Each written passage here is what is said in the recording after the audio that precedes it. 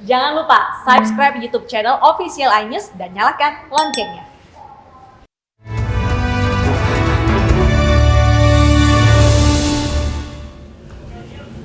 Banyak cara dilakukan pemudik untuk bisa sampai ke kampung halaman, mulai dari berkendara di malam hari agar lolos dari razia, hingga bercampur dengan tumpukan sayur di dalam truk.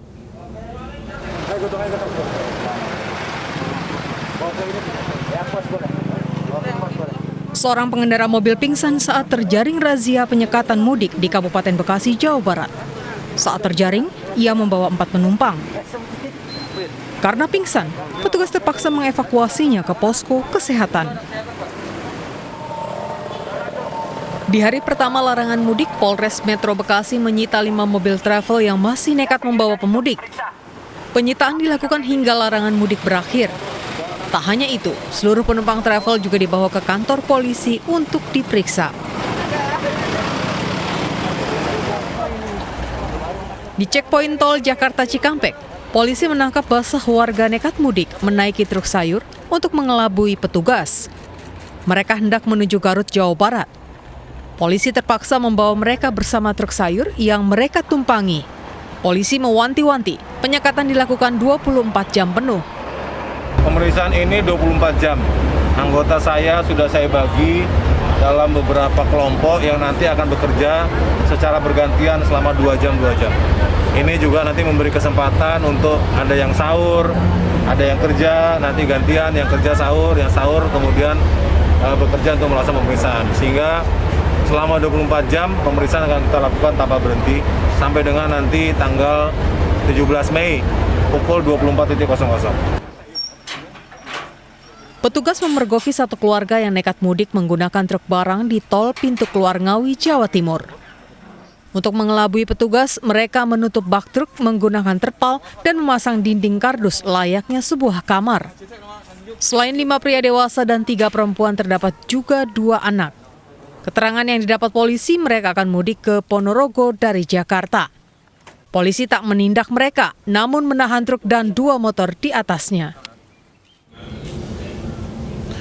Bagaimana kondisi di titik penyekatan mudik hingga malam hari ini? Sudah ada Vito Erlangga di gerbang tol Cikarang Barat 3 dan Vicky Rian di tol Cikupa, Tangerang. Saya ke Vito dulu di Cikarang. Vito, kami dengar tadi sore karena macet sekali penyekatan dihentikan. Bagaimana ceritanya? Ya, baik Latif dan pemirsa, dapat kami laporkan bahwa memang betul berdasarkan konfirmasi kami dengan Dirlantas Polda Metro Jaya Kombes Pol Sambodo Purnomo Yugo bahwa pihaknya tadi membenarkan adanya penutupan sementara penyekatan, yang mana penyekatan yang sudah dimulai sejak pukul 00 dini hari tadi ini sempat diberhentikan secara sementara dari pukul 13.00 hingga pukul 16.00 waktu Indonesia Barat. Hal ini dikarenakan banyaknya antrian kendaraan yang menyebabkan kepadatan kendaraan di titik kilometer 31 di tempat di mana saat ini saya melaporkan. Yang mana jika kami melihat tadi kepadatan sendiri dimulai dari titik 26, kilometer 26 maksud kami, hingga titik kilometer 31. Akan tetapi hal ini membuat pihak kepolisian sementara melakukan rekayasa berupa los kendaraan, yaitu membiarkan sejumlah kendaraan untuk melintas agar bisa mengurai kepadatan. Dan sejak pukul 16.00 waktu Indonesia Barat sore hari tadi, penyekatan kemudian kembali dilanjutkan. Hal ini dikarenakan kondisi arus lalu lintas yang sudah mulai terkendali. Latif. Oke, ketika dilakukan penyekatan, jika ada yang tidak memenuhi syarat, apa yang dilakukan? Apakah cukup disuruh putar balik atau ada pemeriksaan tambahan? Ya, baik Latif dan pemirsa, berdasarkan pemantauan kami sejak siang hingga malam hari ini, memang pihak kepolisian senantiasa melakukan pengawasan selama 24 jam dimulai sejak pukul 00 waktu Indonesia Barat dini hari tadi, yang mana dari hasil penyekatan yang dilakukan hari ini tercatat hingga pukul 16.00 waktu Indonesia Barat sudah sebanyak sekitar 409 kendaraan yang terpaksa harus diarahkan putar balik. Tidak hanya diarahkan untuk putar balik, akan tetapi beberapa kendaraan, yaitu kendaraan berupa bak terbuka dan kendaraan elf yang kedapatan membawa pemudik ini juga mendapatkan sanksi tilang serta mendapatkan sanksi berupa penyitaan kendaraan oleh pihak kepolisian. Oke, Vito, selama Vito memantau di sana, apakah ada yang terlihat bisa lolos dengan mengelabui petugas atau bagaimana?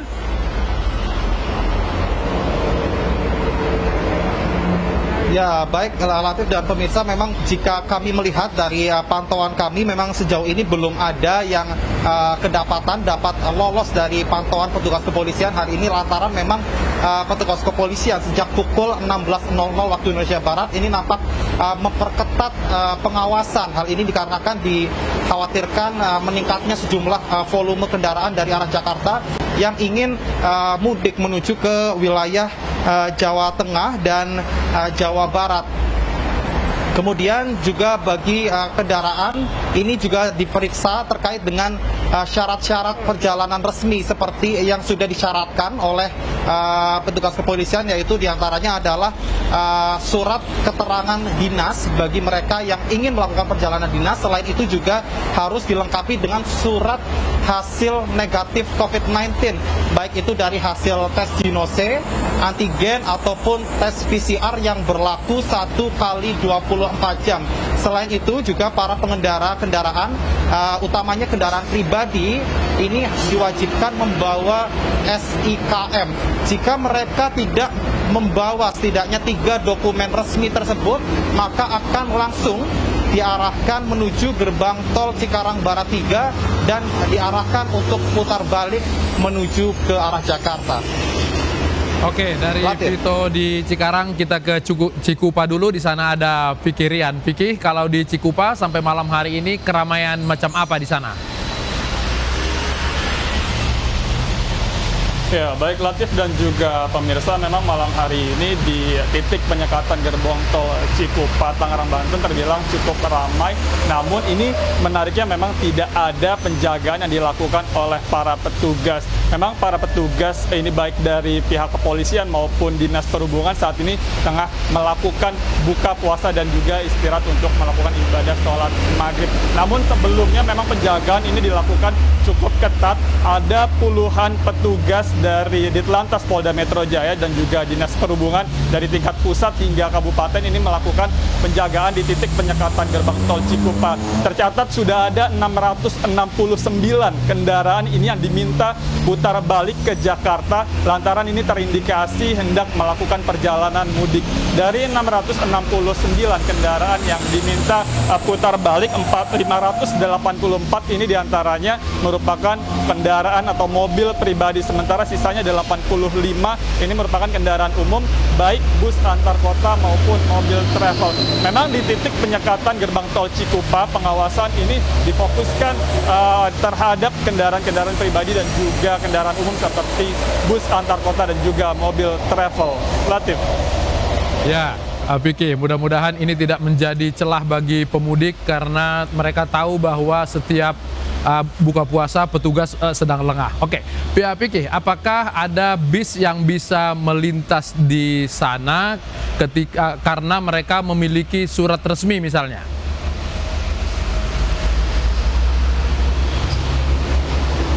Ya, terkait kendaraan bus antar kota ini memang apabila memiliki surat izin atau memiliki surat terkait perjalanan dinas, maka memang ini diizinkan untuk melintas. Namun memang berdasarkan pantauan kami sejak sore tadi, ini mayoritas kendaraan yang melintas di ruas tol Jakarta Merak yang melintas di gerbang tol Cikupa ini memang masih didominasi oleh truk pengangkut barang ataupun logistik. Dan terkait ada tidaknya kendaraan kendaraan yang lolos ini memang kami tidak bisa memastikan karena penjagaan tadi cukup ketat, namun potensi untuk lolos di titik penyekatan ini memang cukup besar, terlebih di jam-jam seperti sekarang ini di mana para petugas ini seluruhnya tengah melakukan buka puasa, Latif.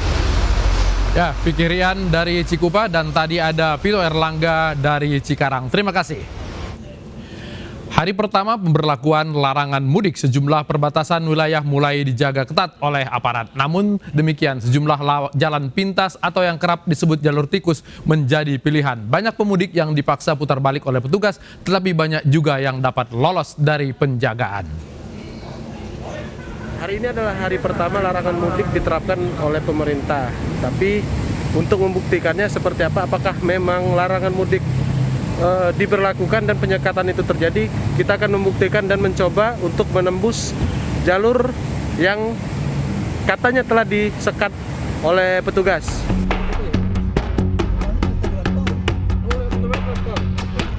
Hari pertama larangan mudik, sejumlah penyekatan di sejumlah perbatasan Jabodetabek mulai dilakukan. Tim Liputan iNews mencoba melakukan penelusuran jalan pintas atau kerap disebut jalur tikus untuk para pemudik menghindari adanya pemeriksaan. Mulai dari Kalimalang, Jakarta Timur, hingga Cikarang Timur, Kabupaten Bekasi, jalur non-tol. Di depan ada penyekatan, banyak juga mobil yang putar balik kembali menuju arah Jakarta. Saat ini berada di Jalan Raya Pantura, perbatasan Cikarang sama Karawang. Pemeriksaan atau pos penyekatan di Cikarang Timur menyebabkan kemacetan hingga 5 km dikarenakan jalan yang sempit serta banyak kendaraan besar yang melaju jalur ini. Tim iNews memilih jalur-jalur perkampungan untuk menuju Kabupaten Karawang. Saat ini kami sedang berada di Jalan Kampung Kosambi, Tanjung Baru, Kecamatan Cikarang Timur, perbatasan antara Cikarang Timur dan Kabupaten Karawang, di mana di depan ada penyekatan yang dilakukan oleh aparat gabungan yang akibatnya menimbulkan kemacetan yang cukup panjang sekitar 3 km. Kami masih mencoba apakah dapat menembus jalur ini ataukah kami harus disuruh putar balik dan menuju kembali ke arah Jakarta. Setibanya di Kabupaten Karawang, tim melanjutkan perjalanan melalui jalur biasa menuju Kabupaten Purwakarta. Setibanya di wilayah ini, volume dan intensitas penyekatan mulai berkurang dari aparat gabungan jika dibandingkan dengan penyekatan yang ada di Jakarta dan Bekasi. Setelah melalui 7 jam perjalanan, akhirnya kami tiba di Kabupaten Purwakarta, Jawa Barat, di mana kami tadi tidak melintasi jalan tol karena jalan tol telah dilarang untuk para pemudik melakukan atau melintasi jalan tol. Kami tadi melalui jalur non-tol atau jalur tikus yang memang kerap digunakan oleh para pemudik. Kami sempat beberapa kali melintasi pos penyekatan yang memang disediakan oleh petugas. Namun hingga saat ini kami tidak mendapatkan pemeriksaan ataupun sedikit pun kecurigaan dari para petugas bahwa kami akan melakukan mudik ke Kabupaten Purwakarta. Selain itu, adanya pos penyekatan yang dilakukan oleh petugas tadi juga sempat menjadi biang kemacetan di beberapa titik yang ada di perbatasan-perbatasan kabupaten tertentu. Dari Kabupaten Purwakarta, Muhammad Ardi, iNews melaporkan. Upaya penyekatan yang dilakukan tampaknya harus dievaluasi keefektivitasannya. Aparat seharusnya dapat bertindak tegas mencegah para pemudik, tidak hanya dengan cara mencegat di jalan lalu menyuruh putar balik. Ya, itu tadi liputan kami. Kami bukan mengajari Anda untuk mencari jalan tikus, tapi untuk memberitahu petugas bahwa ada banyak cara yang bisa dilakukan orang untuk lolos dari penyekatan. Pelarangan mudik lebaran sudah dimulai hari ini hingga 17 Mei mendatang. Namun kenyataan di lapangan, peraturan penyekatan mudik kurang tersosialisasi dengan baik.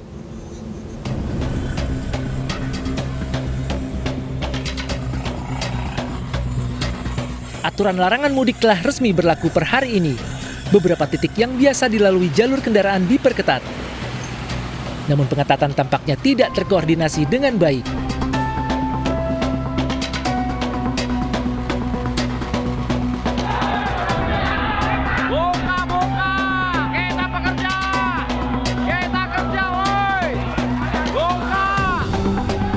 Seperti yang terjadi di ruas tol Jakarta Cikampek, banyak bus-bus yang tidak bisa melanjutkan perjalanan karena penyekatan mudik lebaran.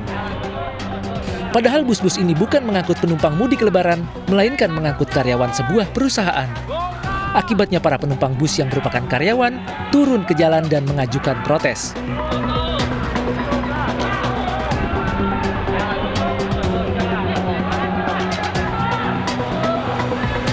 Cikarang mana? Cikarang. Kejadian serupa juga terjadi di gerbang tol Cikampek, Purwakarta, Jawa Barat. Petugas memperhatikan bus karyawan dari sebuah perusahaan di Cikarang yang akan keluar gerbang tol Cikampek. Petugas memeriksa satu persatu surat kelengkapan untuk melintas dari para karyawan. Akan tetapi mereka hanya memiliki surat tugas dari perusahaan tanpa dilengkapi surat antigen. Akibatnya bus yang tidak dilengkapi surat izin perjalanan dari Dinas Perhubungan harus diputar balik kembali ke tol dengan ditempeli stiker pemeriksaan.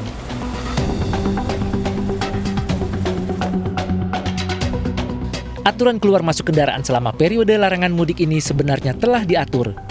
Dinas Perhubungan DKI Jakarta telah mengatur berbagai syarat, termasuk memberlakukan surat izin keluar masuk. Kriteria masyarakat yang boleh masuk diantaranya pegawai ASN, pegawai BUMN, BUMD, prajurit TNI, Polri, pegawai swasta, pekerja sektor informal, serta masyarakat umum non-pekerja. Namun harus melampirkan surat izin tertulis atau SIKM resmi yang telah ditandatangani.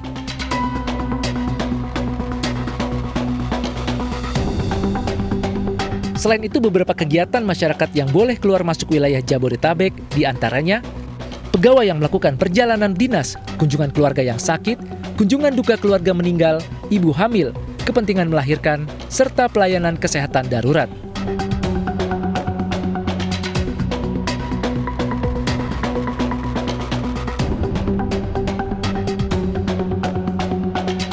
Pemerintah juga telah mengatur angkutan yang boleh melakukan perjalanan, di antaranya kendaraan pimpinan lembaga tinggi negara, kendaraan dinas operasional TNI dan Polri, kendaraan dinas petugas jalan tol, pemadam kebakaran, ambulans, mobil jenazah, mobil barang yang tidak mengangkut penumpang, kendaraan darurat, serta kendaraan yang mengangkut pekerja imigran. SIKM Jakarta sendiri mulai berlaku pada hari ini hingga 17 Mei mendatang. Pemegang SIKM juga wajib memiliki surat bebas COVID-19.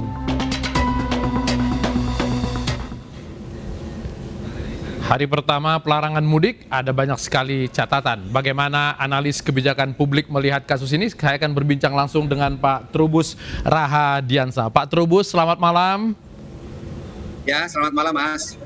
Tadi kalau kita lihat ada yang mencoba lewat jalan tikus, kemudian ada kesalahan, ternyata bus karyawan juga ikut disekat oleh petugas. Bagaimana kita melihat situasi ini, Pak Trubus? Ya, situasi ini terjadi karena kebijakannya yang ambigu, Mas. Jadi kebijakannya ambigu, inkonsisten, kemudian kontraproduktif. Jadi karena apa? Karena kemudian kebijakan yang dikeluarkan pemerintah ini berubah-ubah sehingga masyarakat itu tidak sempat tersosialisasi, teredukasi secara baik. Karena itu kebijakan ini kemudian malah membuat publik itu mencari cara sendiri-sendiri, di mana kemudian mudik itu dia lakukan dengan cara-cara ya entah itu lewat jalan tikus, entah itu ada yang menggunakan sepeda motor lewat jalan lain, ataupun juga menggunakan moda transportasi lainnya gitu, entah travel gelap juga bisa. Nah, ada juga yang pakai perahu itu sampai ke Cirebon juga ada beberapa. Jadi menurut saya ini adalah buah dari kebijakan kita yang memang tidak jelas. Yang kedua, di lapangan itu banyak sekali petugas di lapangan ini selalu mengeneralis bahwa ada orang yang melakukan perjalanan mesti diarahkan seolah mudik. Padahal belum tentu itu mudik, bisa saja karena bis itu mengangkut karyawan atau mengangkut hal-hal yang terkait dengan tidak terkait dengan mudik gitu loh. Tapi kemudian dicegat, kemudian ya disinilah kemudian menjadi merugikan semua pihak. Nah, inilah kemudian menurut saya yang perlu diperbaiki adalah bagaimana mekanisme prosedurnya sehingga masyarakat juga tahu, terpublikasi, tersosialisasi dan teredukasi dengan baik. Okay. Nah, di satu sisi aparat di lapangan juga tidak istilahnya semena-mena kemudian membalik-balikkan ataupun berperilaku terlalu berlebih-lebihan sehingga semuanya harus berjalan menggunakan cara pendekatan yang lebih manusiawi bagaimana juga ini situasinya suasana mudik, Mas, menurut saya. Sebetulnya pelarangan mudik ini tanggal 6 sampai 17 ini kan sudah cukup lama diumumkan oleh pemerintah. Apakah itu bukan waktu yang cukup untuk melakukan sosialisasi kepada publik maupun kepada para petugas?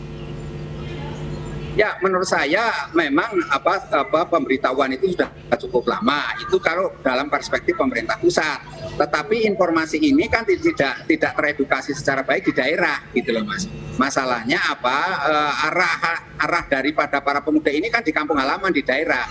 Nah, sementara di surat edaran gugus tugas Covid nomor 13 itu kan berlaku tanggal 6 sampai 17, tetapi kemudian di adendum atau dirubah, ada tambahan adanya pengetatan mulai tanggal 22 April kemarin. Nah, ini kemudian masyarakat juga bingung karena apa? Karena yang diinformasikan sejak awal kan tanggal 6 sampai tanggal 17. Nah, kemudian ada perubahan itu, banyak juga yang akhirnya masyarakat itu harus merefund tiket yang sudah direncanakan juga gitu ya. Jadi ini yang menyebabkan masyarakat sekarang berbondong-bondong sebelum tanggal 6 mudik, dan itu juga didukung oleh beberapa kepala daerah ataupun juga elit di Jakarta juga banyak menyatakan silakan pulang sebelum tanggal 6. Nah, maka pada akhirnya masyarakat berbondong tanggal 6. Tetapi banyak juga yang memahami, kalau kita lihat di aturannya sendiri surat edaran gugus tugas Covid itu dijelaskan para pemudik yang menggunakan mobil pribadi itu dimungkinkan mudik gitu loh. Dengan catatan ya mereka harus memenuhi syarat-syarat misalnya karena berkebutuhan khusus, keluarganya meninggal atau istrinya hamil atau karena perjalanan dinas. Nah, sekarang ada lagi yang pakai stiker untuk para pejabat. Ini juga ada istimewa lagi. Kalau Anda lihat hari ini juga ada 3.000 bus Mas yang dimasukkan di terminal Kalideres maupun semua terminal Pulau Gebang yang akan mengangkut para pemudik. Nah, ada 3.000 bus sekarang ini. Nah, ini mengindikasikan kebijakan ini jadi inkonsisten masih dipahami bagaimana itu kan menimbulkan kecemburuan sosial, menimbulkan iri hati dari para pemudik yang lain yang sementara ini tidak bisa mudik. Sementara syahwat masyarakat untuk mudik sekarang ini tinggi sekali karena apa? Karena tahun lalu mereka sudah tidak mudik gitu loh Mas. Jadi yang inilah kemudian mereka ngotot. Baik, yang seharusnya dilakukan pemerintah itu apakah harus total sehingga kemudian tidak ada pengecualian kepada pejabat atau kepada siapapun, tapi tidak boleh semuanya melintas untuk memudahkan penyekatan di lapangan? Kalau melihat angka COVID-nya makin naik, kebijakan mengenai pembolehan mudik, larangan mudik sekarang ini tidak tepat, Mas. Jadi menurut saya mudik itu harus kembali kepada informasi yang disampaikan oleh Menteri PMK sejak awal bahwa mudik itu ditiadakan. Kalau ditiadakan artinya dilarang, ditutup aja semuanya. Jadi tidak ada celah-celah apapun karena mudik nggak ada. Tapi ini karena mudik diberikan ruang, maka akhirnya muncullah kelonggaran-kelonggaran. Dan yang terjadi kita COVID ini akan makin tinggi, di mana kita ini Indonesia sekarang dikepung oleh negara-negara yang sekarang COVID-nya tinggi seperti Malaysia yang sedang lockdown sekarang, ataupun Papua Nugini, ataupun juga Kamboja dan India. Jadi ini potensi-potensi untuk menjadi penurunan lebih tinggi lagi gitu loh Mas. Potensinya luar biasa menurut saya gitu loh. Baik, Pak Trubus, kita tersambung juga dengan juru bicara Kementerian Perhubungan Ibu Adita Irawati. Mungkin bisa menjawab tentang ambigu dan inkonsistensi peraturan ini. Ibu Adita, apakah peraturan ini memang tidak firm dari atas dan berubah-berubah atau bagaimana Ibu Adita? Semuanya sudah jelas Mas, dari atas ke bawah kita satu narasi, satu persepsi soal pelarangan mudik. Jadi kadang-kadang memang ketika keluar di pemberitaan atau di media seolah-olah ada yang tidak konsisten. Tapi kami di pemerintahan, itu dari mulai kepala negara sampai juga ke pemerintah daerah, itu kami sudah melakukan rapat koordinasi dan semua sepakat bahwa peraturan peniadaan mudik ini harus sama, harus satu persepsi, dan kami juga melakukan rakor juga dengan kepolisian dan juga beberapa kementerian dan lembaga terkait. Jadi saya rasa kami di sisi pemerintahan tidak ada Mas, yang tidak konsisten dan ambigu, semuanya sudah cukup jelas gitu. Apakah adanya diskresi kepada pejabat, kemudian kepada mereka yang bepergian karena sakit dan segala macam, itu justru merepotkan para petugas di lapangan? Sampai hari ini kami tidak mendapatkan laporan seperti itu ya. Dan bahkan kalau untuk seperti penerbangan misalnya, itu kan sudah pembelian tiket sudah dilakukan beberapa waktu yang lalu. Kita melihat penurunannya luar biasa drastis ya. Jadi meskipun ada pengecualian, meskipun ada penumpang yang masih tetap boleh berjalan, sebenarnya masyarakat sepertinya juga sudah mulai mempertimbangkan gitu bahwa dalam masa peniadaan mudik memang sebaiknya juga tidak kemana-mana. ini kelihatan kok dari tren kendaraan dan penerbangan yang turun drastis gitu. Jadi menurut saya pengecualian ini memang dibuat karena kita tidak bisa tutup mata ya. Banyak juga aktivitas masyarakat yang tetap harus bisa kita layani, dan oleh SE Satgas pun juga itu sudah ditetapkan. Dan kami melihat estimasinya ini tidak akan terjadi kenaikan, dan petugas pun sudah kami kondisikan sejak lama ya. Pihak kepolisian yang melakukan penyekatan di jalan juga sudah dikondisikan, dan kita lihat juga mereka sangat konsisten gitu dalam menerapkan ini, begitu. Oke, jika ada yang lolos dengan beragam cara atau karena kekurang telitian di lapangan di titik penyekatan, apa kerjasama dengan Pemda untuk menangani mereka-mereka yang lolos sampai ke kampung, Ibu Adita? Betul sekali Mas. Kami dalam 2 minggu terakhir kemarin itu secara one-on-one melakukan roadshow dengan pemerintah daerah provinsi di Jawa dan di Lampung ya. Satu persatu kami melakukan rakor, dan kami juga secara intensif mengkondisikan ketentuan ini, dan sepakat bersama pemerintah daerah bahwa merekalah yang sekarang ini memang harus aktif ya untuk mengantisipasi kedatangan pemudik yang masih bisa lolos. Jadi ada yang namanya posko Satgas Covid, itu bagian dari skema PPKM Mikro, itu melakukan tugasnya sampai ke RT RW. Jadi memang ini tidak hanya menggerakkan pemerintah daerah, tapi juga justru kalangan masyarakat secara luas ya untuk melakukan pengawasan. Baik. Gitu, Mas. Ibu Adita Irawati, terima kasih penjelasannya, dan juga tadi ada Pak Trubus Rahadiansah. Terima kasih bergabung di iNewsroom. Selamat malam. Petasan jumbo meledak di sekolah Madrasah Diniyah, 1 anak meninggal dunia. Kami segera kembali.